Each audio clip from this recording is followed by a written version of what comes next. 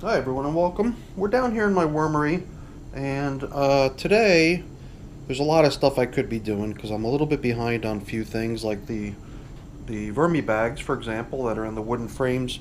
They're definitely due for a feeding, and it'll be interesting to see how the horizontal migration is progressing on the African night crawlers that are down there in the vermi bag tote. But what I'm really interested in taking care of right now is a couple things. First of all, I guess it's the tie between the oldest of my bins over here, which is 203 days old now, so I believe it's only about 7 or 8 days away from being an overtaker and becoming the oldest of my bins ever, which I'd prefer not to see have happen. So, in order to get to the finish line with that one, I've been really wanting to just get the worms that still remain in it gathered together so that I can move them, and then at some point soon consider that as pretty much castings only and not an active worm bin anymore. Peel off that sticker, and the worms coming out of that would be relocated down into my newest worm bin down here, which is really rather young. It just got its first feeding. So let's go ahead and do that. But first we need to finish some unfinished business here on the table. I had actually started with wanting to examine this tub of finished castings to see what's happening. The whole idea here was that this stuff does not get fed; it just sits, it's covered, and that the worms might be drawn to this little pile of food that I put in here. It's been 13 days since I stacked up this little pile of stuff. It started out with half of a banana, and then I put on some clippings from tomato plants, and unfortunately I've been checking it and I haven't seen any worms. So the real thing here is to figure out, hey, what's going on now? It's been 23 days.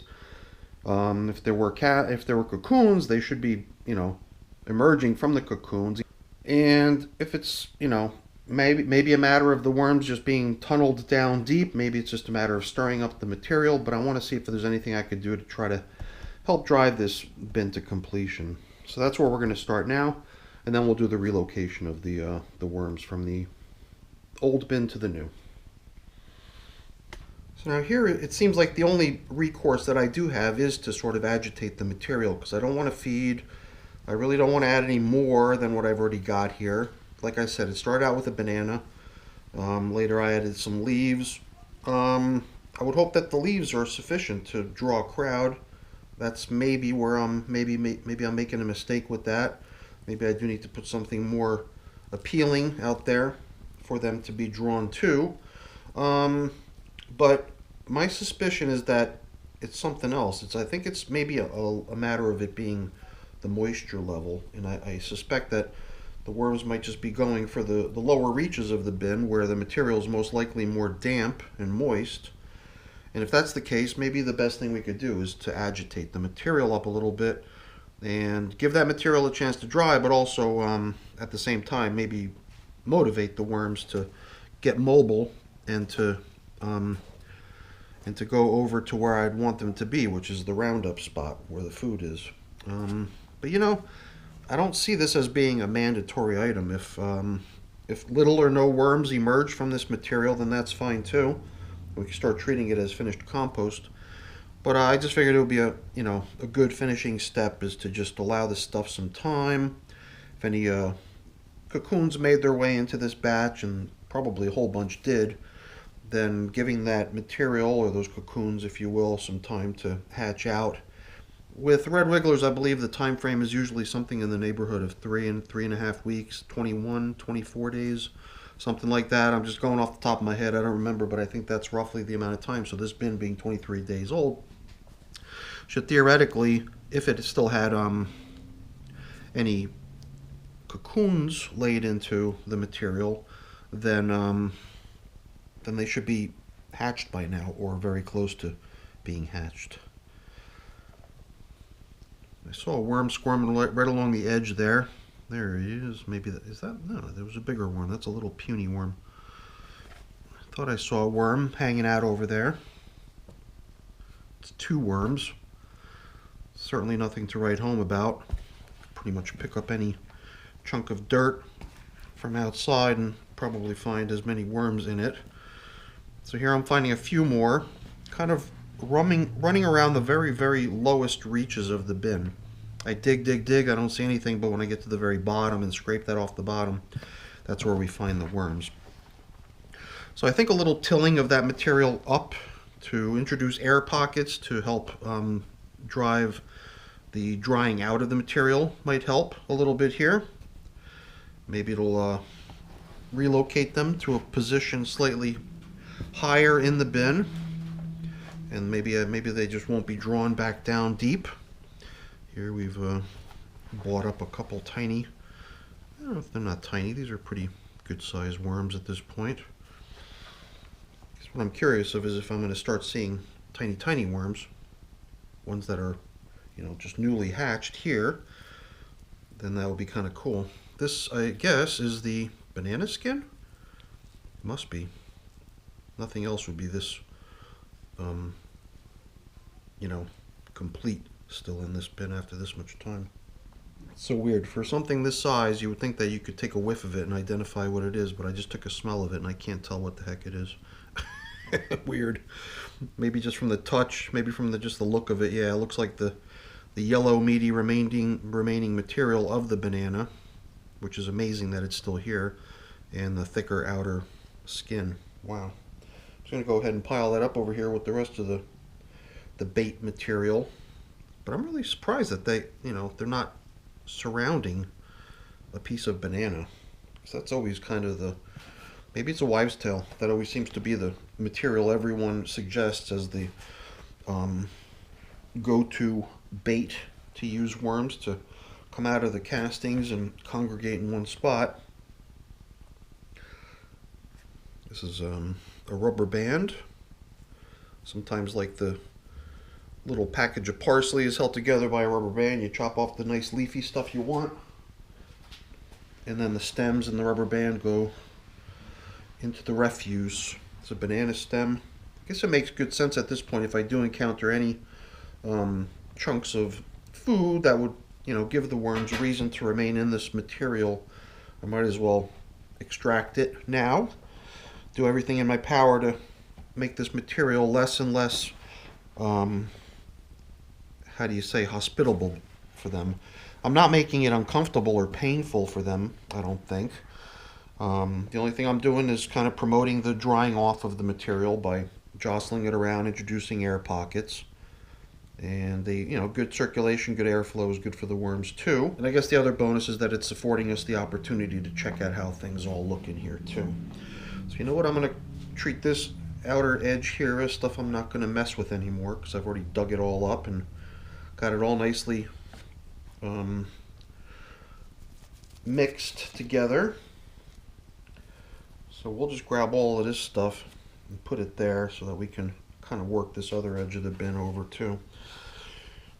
It's always just kind of a little more damp section, has a worm or two hanging out in it, but no huge congregations. I don't see really baby worms at all, although I bet there probably are some in here. And I'll admit I do kind of plow through here fast, so I could be blown right by a bunch of them, and if I slowed down I'd probably see them. But I'm really trying to kind of do this in a wholesale fashion, just so we can kind of get it off the list of things to do, check it off as done.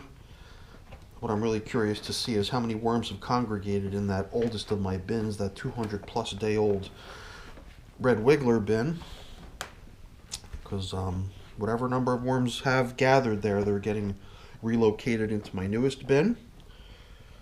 And I'm kind of hoping that batch is already at the point where we could start considering it as a done batch. So let's keep our fingers crossed.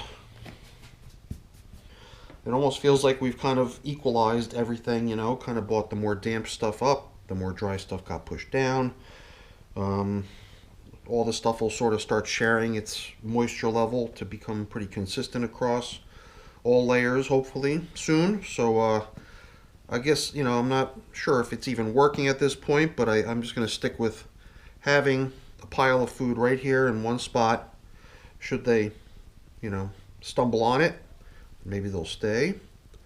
Maybe something about it will start attracting them, drawing them over. Make sure that banana is right there in the middle too, because it's still got some good substance to it. It's fascinating that it hasn't been consumed yet. Just unusual that there's no worms congregating around this kind of bait ball of food. Guess there must still be plenty of perfectly suitable food throughout the material. I'm wondering if, kind of a dryness bug out would be the one thing that motivates them to go looking for a better place to be. All right, let's get this thing covered back up. Right on top of the surface was this piece of newspaper, covered by a piece of sort of paper bag material, but I believe it's really packing material. And I'm wondering if there's one little modification we could make to this, which is to reduce the plastic cover to 1 again and have it more focused on the middle. And maybe even choose the smaller of the two. And that being, giving the bin an opportunity out around the outer edges to evaporate and dry a little bit, making the center a little bit more of the place where we would want the worms to be expected, because they're drawn to that because of the moisture level there. So seems like a realistic little tweak to add. Hopefully it yields the desired effect. Let's go get the oldest of my bins out here.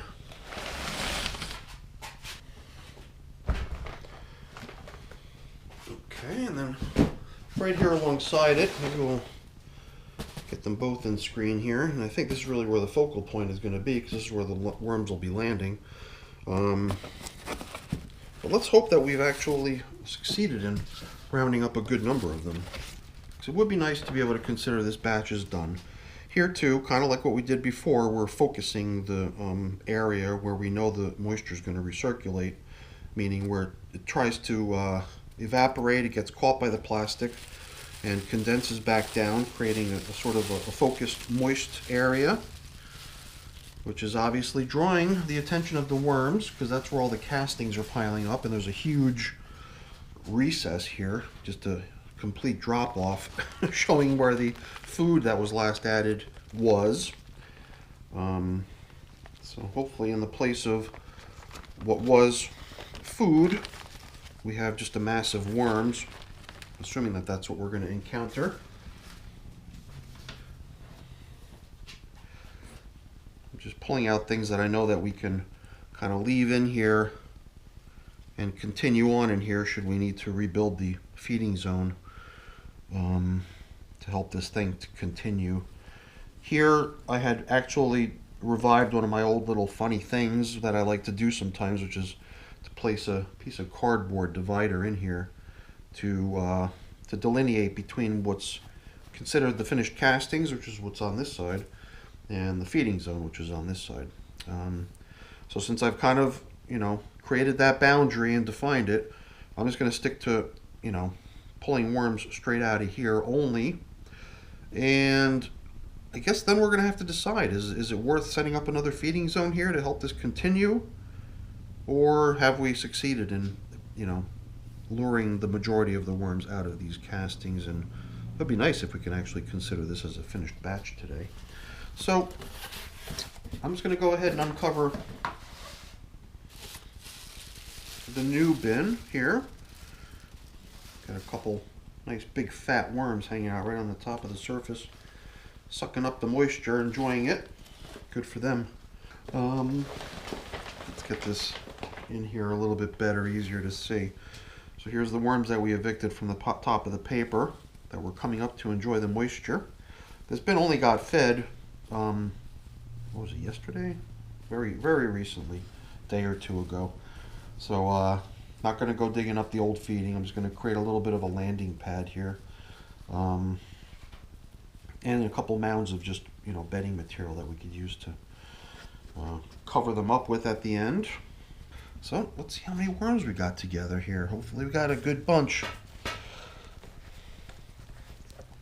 My other hope is that I'm not bringing over just a bunch of food that we're bringing actually, worms over.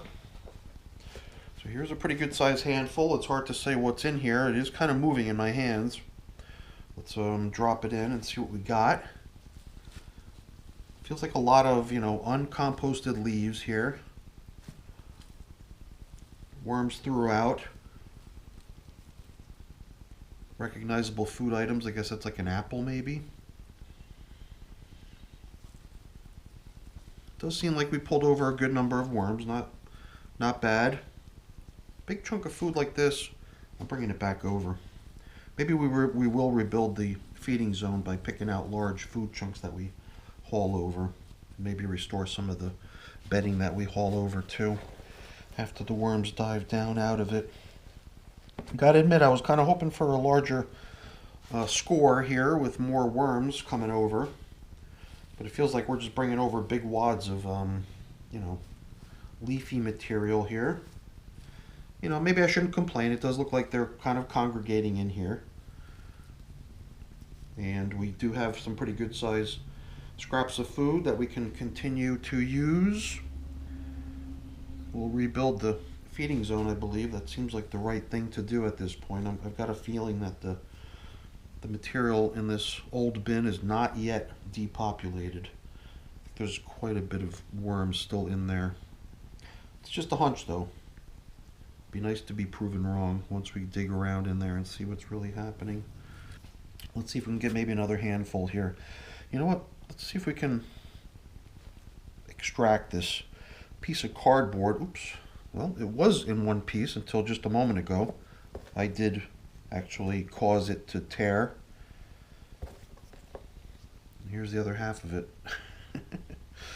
So the whole purpose of that piece of cardboard was to,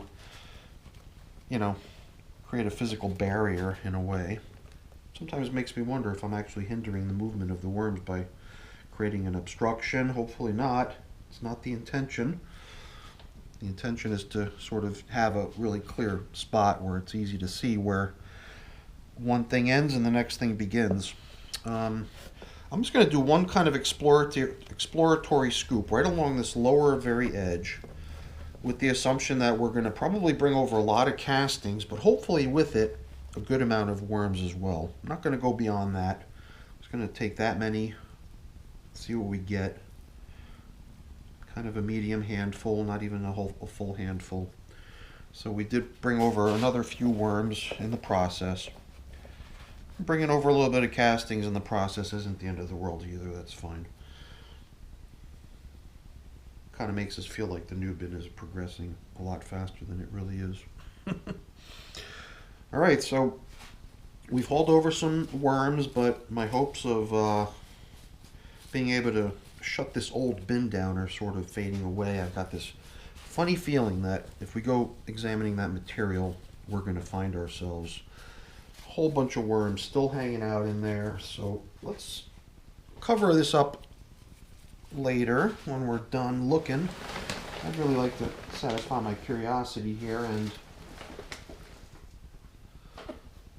see what we can see if we rummage through here a little bit. Let's try this. I'm just going to move some stuff aside here. I don't know if this piece of cardboard is usable anymore as a barrier. It's probably just bedding now. Grab this handful of remainder of food that we found. But let's stop being such a negative pessimist. Let's actually look through this, and who knows, maybe we're getting exactly what we had hoped for. Maybe the material is getting depopulated as we had hoped. Maybe there were only as many worms as we found in there to be hauled out. Maybe there are no more. There's like a big chunk of bedding, just a piece of cardboard or paper or whatever. Down here in the hole, I'm definitely seeing little itsy bitsy worms. Little tiny worms. And I had actually thought that the material down low, once we start picking through, it would be a lot more heavily populated, but we're really starting to see a good result here. Nice castings, not overly damp down low. Here and there we're seeing worms as we would expect to. But not as many as I thought, which is great. You know, I really thought I had a huge mob scene of worms remaining in this still, and that it was going to take forever for them to, evacuate. But from looking at this, I'm really starting to get this feeling like we're getting pretty close. In fact, if this is all the worms that we have, I would almost consider this as at that stage where we, obviously aren't feeding it anymore. So from that perspective, we're done. Even though it is still listed as an active worm bin, but all feedings would be done with the motivation or with the purpose of luring the worms into the feeding zone to migrate them into a spot where they could be extracted. So as we near the spot where the feedings had been occurring, naturally we're going to start seeing more worms. Even here, I'm not seeing the huge mobs of worms that I thought I would be encountering. And since we're now at the section of the material that would be the most damp, where the feedings have been occurring, this is the material I believe we would want to have on the top to air out and to share its moisture with the rest of the material. So I believe what we can probably do here, let's take one little baby step towards what might be us calling this a finished bin at this point, and start kind of treating it as a finishing bin. I don't know what, I think somebody referred to it as sort of a hatchery where, you do assume that there's worms in it and you can see there's still worms in it, but the main reason you're letting it sit is to allow time for the cocoons in the material to hatch out. And maybe after a month's time or so, you give a little bit of time for those newly hatched worms to get lured all together into one spot, and then you can really consider the castings as depopulated and ready for use.